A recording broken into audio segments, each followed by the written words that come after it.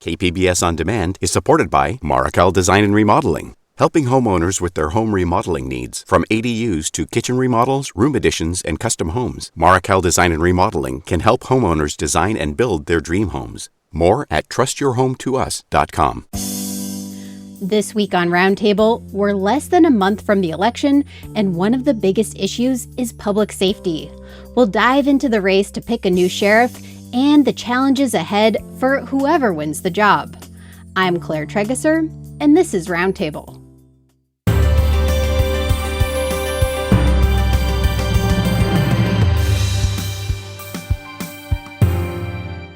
KPBS On Demand is supported by Markel Design and Remodeling, helping homeowners with their home remodeling needs. From ADUs to kitchen remodels, room additions, and custom homes, Markel Design and Remodeling can help homeowners design and build their dream homes. More at trustyourhometous.com.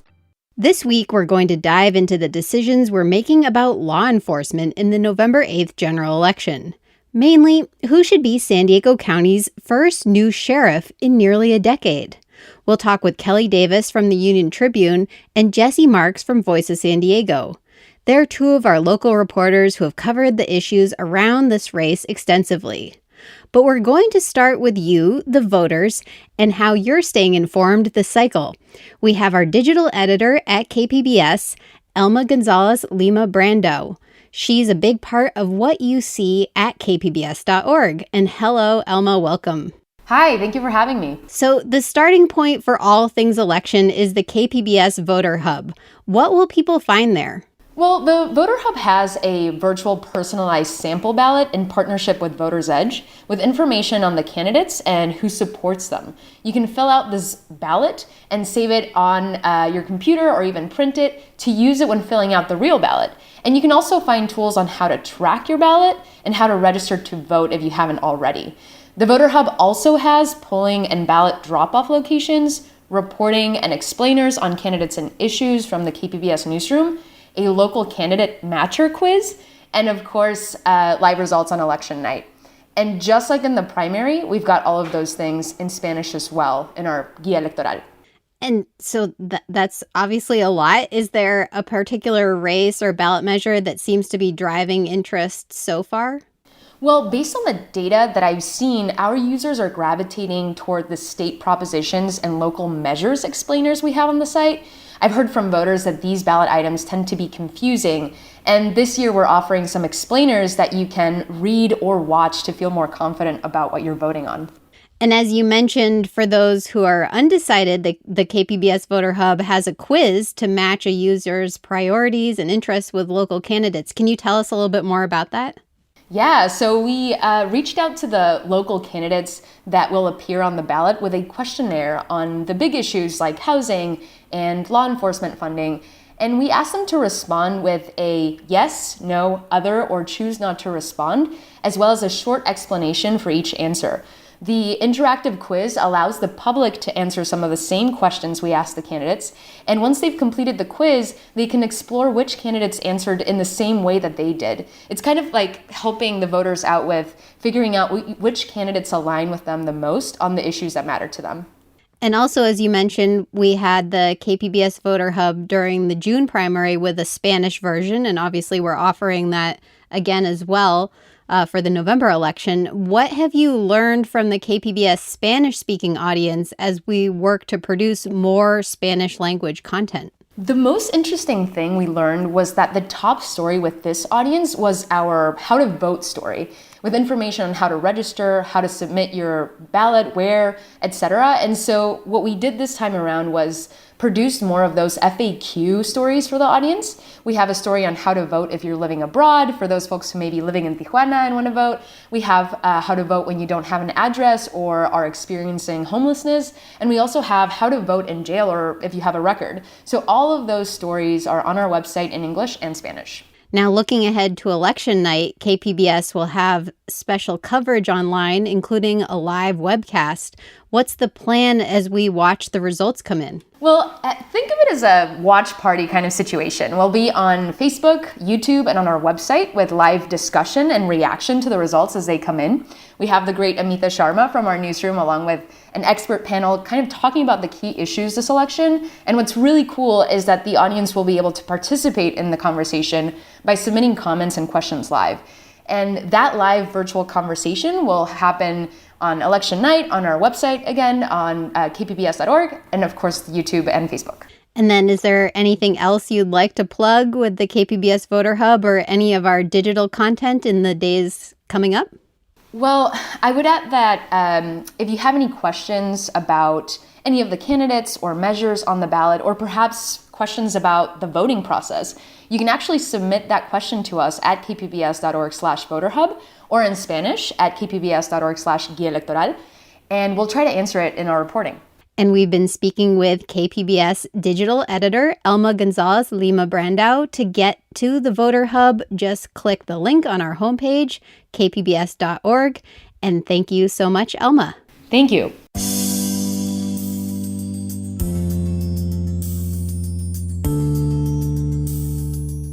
KPBS On Demand is supported by Markel Design and Remodeling, helping homeowners with their home remodeling needs. From ADUs to kitchen remodels, room additions, and custom homes, Markel Design and Remodeling can help homeowners design and build their dream homes. More at trustyourhometous.com. Let's talk now about the race for sheriff in San Diego County. The KPBS Voters Guide includes quick explainers on some of the local races and ballot measures, and I put together the one for the sheriff. So let's listen to that to set the table. The sheriff runs law enforcement for several local cities and is in charge of the county's jails. The office is open for the first time in a decade following Sheriff Bill Gore's retirement earlier this year. Kelly Martinez is one of the two candidates vying to replace Gore. She's a Democrat, but until recently was a Republican. I've been with the Sheriff's Department for 37 years. I'm currently serving as the undersheriff. The second sheriff's candidate is John Hemmerling. He's a Republican, but until recently was an independent. My career spans 28 years of dedicated service to the city of San Diego and 30 years of faithful military service. During that time, I was the city's chief criminal prosecutor. Martinez says the number one thing she wants voters to know is, I'm the most qualified candidate for this position. I know the department. I know our communities. I'm actively making a lot of changes now. We're doing a lot of work. It would be really detrimental to the movement, the forward movement of the department if someone else came in and started from scratch. Meanwhile, Hemmerling says voters should know that I'm the best choice for sheriff to fight crime and restore trust and confidence for safer communities. There's nobody like me. My experience and my background as across multiple organizations, chief criminal prosecutor, a combat Marine, a leader of Marines, and a former San Diego police officer. The election is November 8th. Claire Tregesser, KPBS News. And again, that's from our series of election explainers, which are all available at the KPBS Voter Hub at kpbs.org. And here with us today, we have Kelly Davis, whose work appears in the San Diego Union Tribune and other publications here in San Diego. And we also welcome back Jesse Marks, who's the associate editor at Voice of San Diego. So, Jesse, earlier we talked with Elma from KPBS about the voters and how now is the time a lot of people are starting to pay attention. Before we get into the specifics, can you tell us what you think is at stake in the sheriff's race beyond just the job itself?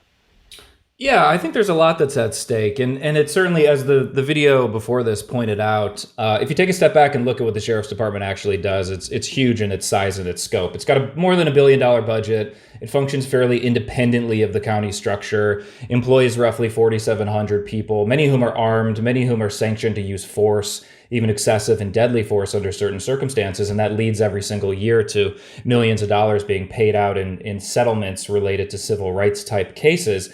But in addition to patrolling streets, the Sheriff's Department is also responsible for staffing the courthouses, carrying out evictions. During the pandemic, there were complaints that the Sheriff's Department had politicized that process, that was prioritizing certain evictions over others. And of course, there's the jail system. So these are questions of life and death. They're very serious ones. And I think it's really important to note that this is the first time in decades that the seat is actually a genuinely open seat. I think the fact that there are two people who weren't previously in the role is significant. If you go back to the 1970s, there have only been 4 people in 50 years who've actually served in this role. So I think these are really matters of life and death, and they're really important democratic and electoral questions as well. And Kelly, what would you tell people about why they should really be paying attention to the outcome of this race? Well, I've been reporting on deaths in San Diego jails and jail conditions for almost a decade now. And I think there really needs to be a wholesale rethinking of who's in our jails and why. There are too many people who are suffering from addiction, from mental illness. They're ending up there. 18 people have died in jail custody this year so far. And there have also been, as Jesse mentioned, a string of multi-million-dollar legal settlements in cases involving deaths, injuries, shootings by the sheriff. And the county is self-insured. So that's taxpayer money that's going to pay these settlements. And I think that's something that voters should really be paying attention to. If not for, having compassion for some folks in jail, at least thinking about, the county's bottom line and all this money that's being paid out. And it does seem to be, one of the big local races, maybe the local race that people have questions about and are paying attention to. And I know that both Kelly Martinez and John Hemmerling were at Voice of San Diego's PolitiFest last weekend. Jesse, were you there? Was there anything that stood out from that event about what the two candidates had to say? Well, I think to Kelly's point, jail deaths certainly stood out as the most important issue. It certainly stood out for me having listened to that conversation, but it was a recurring topic of conversation that kept coming up, and I think rightly so. And because Kelly Martinez is in the midst of it, because she's the undersheriff at the moment, she's able to talk about what's happening inside jails in a way, I think, in a certain amount of depth. Whether or not you agree or disagree with you, she can at least talk policy in a way that John Hemmerling can't completely. And so she's essentially said, look, I'm in the midst of this thing already. Give me some more time to work on it. I acknowledge that we've made some mistakes and we're going to make more going forward. But John Hemmerling is promising you all the things that we're already getting rolling at this point in time. So don't listen to him. Specifically, she talks about how fentanyl is a serious driving force and a serious problem behind deaths in jails. And so stopping that supply is going to be key. She talks about the medical assistance treatment program that is helping to identify and monitor people who are going through withdrawals. She also talks about the increased prevalence of Narcan. But she was pressed at one point on why she hasn't released the internal reviews of any jail deaths so far this year, which I believe she had promised to do, or the department had promised to do. And she alluded to some legal questions that still needed to be resolved, but she did say that they're going to do that as soon as possible. And so it puts Hemmerling in the position of having to respond as a kind of outsider, yet somebody who still has the right qualifications and experience to run the sheriff's department. And so he talks often about restoring the pride and the honor in the police department, which is an interesting phrase that he often uses, but he speaks about the morale. He's a little bit more vague on the details and the specifics, but again, he's coming in as an outsider saying, I'm the one who's going to change that culture, whereas Martinez is saying, I'm already in the midst of it. I understand it. Give me more time and just trust me.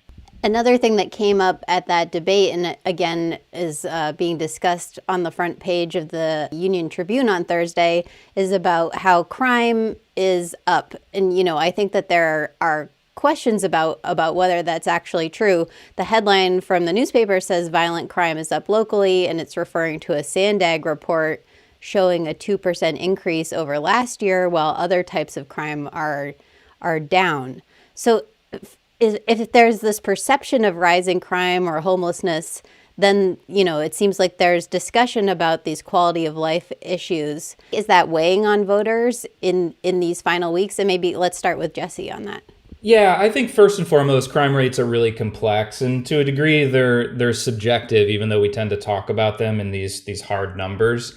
Violent crime may have increased 2% across the county, but that doesn't mean it's going up everywhere. I haven't looked at the latest data, but when I looked at it last year, I found that some cities actually saw a drop. In some cases, the number of reported crimes differed on a neighborhood-by-neighborhood basis, even block-by-block basis. And I think what's been lost in a lot of the noise here is that crime rates generally are below their peak in the 1990s. And even as that UT article pointed out, crime rates today are about where they were in 2012. And I don't think anyone really remembers 2012 as a particularly grisly year. So, yes, people's perception, it's in any case, it's hugely important. And it's hugely important in any law enforcement race generally, because those races tend to rest on the assumption that police and prosecutors aren't just reacting to these larger forces like poverty or deteriorating social relations, but they're somehow deterring crime. And so even though you have this perception of crime that isn't always accurate, it is still an underlying component of it.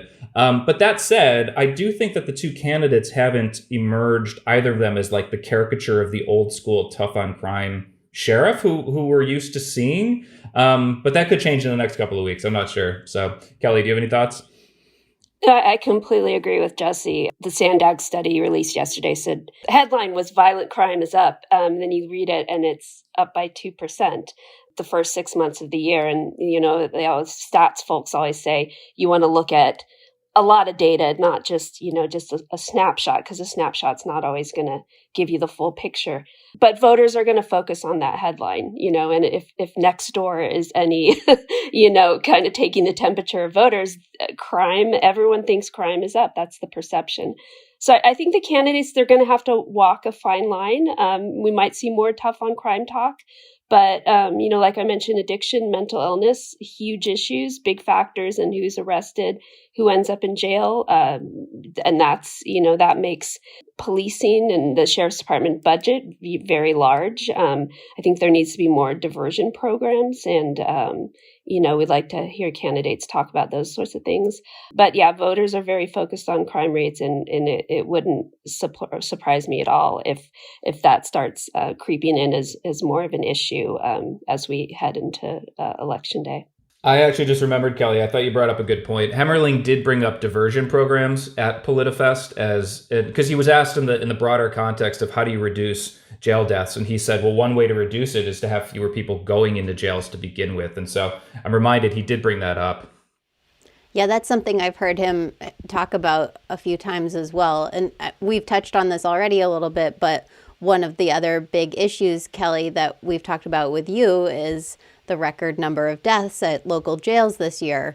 The most recent was just last week. So have you heard anything from the candidates that stands out to you that shows, whether they would approach this problem differently?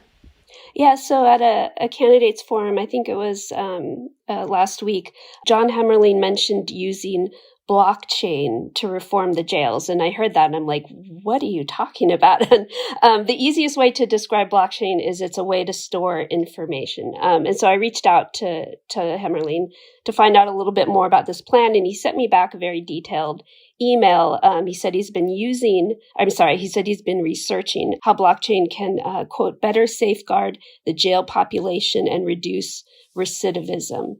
He went on to say that it could be used to help synchronize information on treatment that folks in jail need, and it will create this common repository of information that can be used by law enforcement, the courts, drug rehab programs, social services, even family members who there are so many cases where family members are calling into the jail saying, my son, my husband, my father, they need to be on this medication. They need to be getting this sort of care.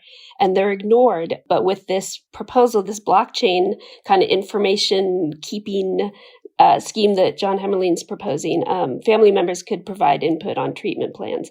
There's a lot more to his proposal, but the plan really has gotten my attention because it's new, it's different. It's like that fresh thinking that we like to see. If folks are interested and they want to know more information, there's a 2022 study by the RAND Corporation called Leveraging Technology to Support Prisoner Reentry. And I haven't read the study yet. I plan to. It's open on my laptop. But I think that will kind of give a good idea of how blockchain can be used in law enforcement. That's interesting. Yeah, I hadn't heard anything about that. It does, from the outset, it kind of sounds like something where you just say, oh, yeah, here's this new thing, blockchain. Let's use that. But well, you're listening to KPBS Roundtable. I'm Claire Tregesser in for Matt Hoffman. And this week we're talking with Jesse Marks from Voice of San Diego and Kelly Davis from the San Diego Union Tribune about the race for sheriff.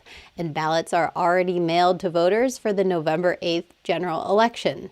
So, Jesse, one thing voters might not realize is the winner of the sheriff and district attorney will get a 6-year term, not just a 4-year term. It's part of a plan to shift these elections to presidential years starting in 2028. So tell us more about the strategy backed by the governor and Democrats and why they want to make this change. Yeah, so this actually caught me by surprise too. I didn't know this until a few days ago, and I found out that the governor had quietly signed a bill in late September that extended the next term for sheriffs and district attorneys across the entire state. So it's not just the San Diego region. But the argument essentially that Democrats and advocates made is that by realigning sheriffs and DA elections with presidential elections over the long term, the turnout was likely to improve. And so the thinking is that voters of color in particular who have a special stake in these races will also have a larger say in who is elected in these races long term. And so they framed it as a matter, the Democrats and the advocates have framed it as a matter of representation and of fairness. But what's really interesting is that many of the law enforcement officials who stand to benefit from the additional 2 years actually fought against the change. And they've made two or three primary arguments, which don't totally align with each other. They kind of contradict each other. But in any case, one of them is that the change would make it easier long term to replace law and order type candidates, more conservative candidates, with progressive ones. And they've also warned that it would increase the cost of running an election because you're competing for attention. But at the same time, the State Sheriff's Association has also argued that there's no guarantee that the bill is going to do what people say it's going to do, that voters will actually examine their choices more carefully because the length of the ballot is going to be longer. So I guess time will just tell. Kelly, does knowing the next sheriff will have more time, 2 more years in office, does that add to the stakes in this election? Oh, it definitely does. I was also unaware of this, and I read Jesse's story, and it's like, what? Like, oh my God, 6 years, that is hugely significant. But yeah, this bill really kind of snuck up on us. Now, Kelly, there will also be more oversight of the department soon. Can you remind us what that will look like? Yeah, so the County Law Enforcement Review Board, which is known by CLRB, or known as CLRB, under the leadership of Executive Officer Paul Parker, has really been pretty aggressive in recommending policy changes for the Sheriff's Department. And that's something you just didn't see under previous executive officers. And they're everything from allowing a CLRB investigator to show up to death scenes. And these are trained investigators, who some of them, including Mr. Parker, have a lot of experience in death scenes and death investigations, recommending changes to how the department handles evictions. And they're currently working on getting oversight of jail medical staff, which they currently don't have. So the new sheriff will definitely need to engage with this more robust oversight. And I think CLRB will be a little more of a thorn in the side, in the new sheriff's side than it has been in the past. Jesse, did the candidates have anything to say about this at PolitiFest?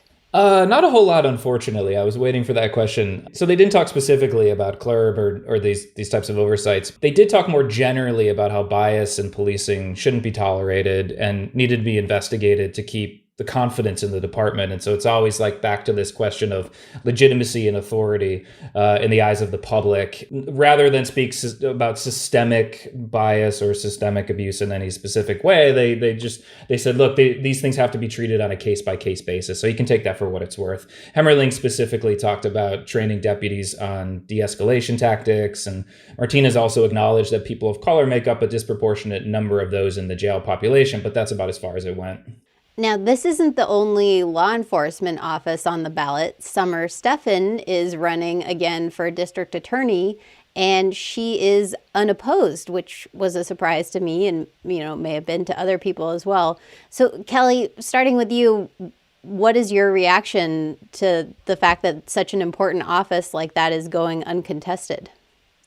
I think, definitely, there's some kind of law enforcement watchdog groups who would like to see Summer Stephan be a more progressive district attorney. But I think she's not done anything that's really given reason for another candidate to challenge her and to run on something that she's done wrong. So, I think that it just speaks to her being, doing her job and not rocking the boat too much. And Jesse, what do you think about the lack of a challenger for Summer Stephan? And when it comes to sheriff, does she have a preference for one candidate or the other?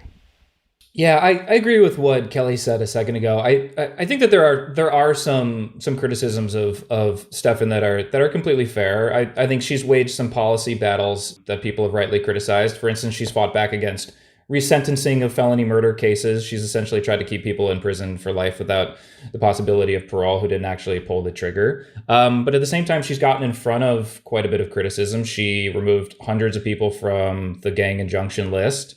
She prosecuted a sheriff's deputy for shooting and killing a man in the back while he was running away downtown. And I realize that's setting the bar pretty low, but that's not nothing in a place like San Diego where traditionally police officers have been allowed to act with impunity, from my perspective. So I think the fact that no one's willing to challenge Stephan kind of speaks for itself. The Democrats just didn't think she was beatable. They tried in 2018 in the midst of a so-called blue wave, and they came up short. But to answer your second question, Stephan is endorsing Kelly Martinez in this race, which is interesting, but maybe not totally surprising. I think there's some overlap there. They both have an interesting history. They both used to be Republicans, but I think it's not just about partisanship. I think that there's some genuine sympathy between worldviews. They're both women in law enforcement for decades.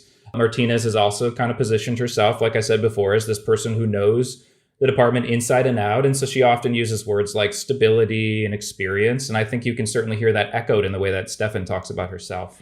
That's it for this week's edition of KPBS Roundtable. Thank you to all our guests, Kelly Davis from the San Diego Union-Tribune, Jesse Marks from Voice of San Diego, and KPBS digital editor Elma Gonzalez-Lima Brandau. You can find our show as a podcast at kpbs.org and on all podcast platforms. I'm Claire Tregesser, in for Matt Hoffman. Thank you for listening to KPBS Roundtable.